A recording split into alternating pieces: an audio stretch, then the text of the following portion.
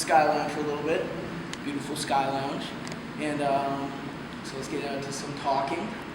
So where did you start, man? Yeah, thanks for having me. Thank you. Yeah, absolutely. Well, I started out as from a really small town that no one's ever heard of in central Illinois called Raymond. And, I was always like really competitive with sports, but I never had that outlet of being able to do any martial arts. It was too small. Cow tipping, I think, was our biggest sport in high school. But anyway, I was a fan of the UFC, and I thought that stuff was really cool. I was always into like the Bruce Lee movies and the Jean-Claude Van Damme movies. I thought all that stuff was cool, but was never able to have an outlet for it. Yep. So once I went to college, I went to the University of Illinois in Champaign, and once I was there, I got to explore a lot of different sport clubs that were offered at the university, and I started with a club called Goshen Jitsu. A very eclectic style. They did a little bit of everything. It's kind of interesting because it was kind of almost like an old school MMA feel, kind of when MMA wasn't super popular. But basically, we were in uniforms, but we still did submissions on the ground. We did wrist locks. We did throws. We also did punching and kicking. So there's a little bit of everything. Oh. And so it was cool. But the coach at the time, his name was Mike Arif. He enjoyed using me as a guinea pig. He noticed that I liked being folded up like a pretzel because I thought it was kind of cool. I was like, what is this submission stuff? This is awesome. I'd seen Horace Gracie do it.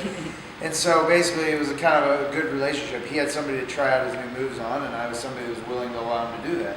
So he noticed my affinity for the art, and so he then took me and said, hey, maybe like this. You're going to really like full-out Brazilian Jiu-Jitsu.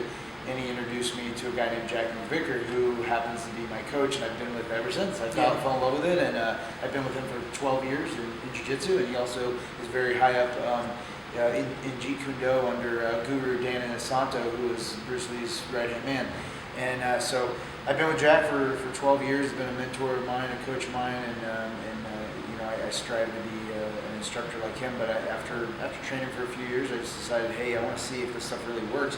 It still wasn't at the point where it was all kind of glamorous and rock star like they make it seem. So I really just want to see if what I was doing would work. So I actually I started making phone calls, and I stumbled upon an organization run by Dan the Beast Severn. Called the Danger Zone. Yeah. Straight out of Coldwater, Michigan. Coldwater, Michigan.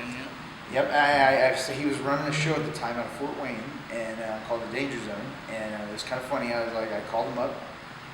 I actually had to pay them to fight. I had to pay a $40 entry fee. I didn't even get a T-shirt out of it, and I was like, I want to see if this stuff works, And I went and I fought. I ended up fighting a boxer from Canada, from Toronto, and he was good on the feet. I was good. I wasn't good, but I knew enough jiu-jitsu that I thought I was good, and.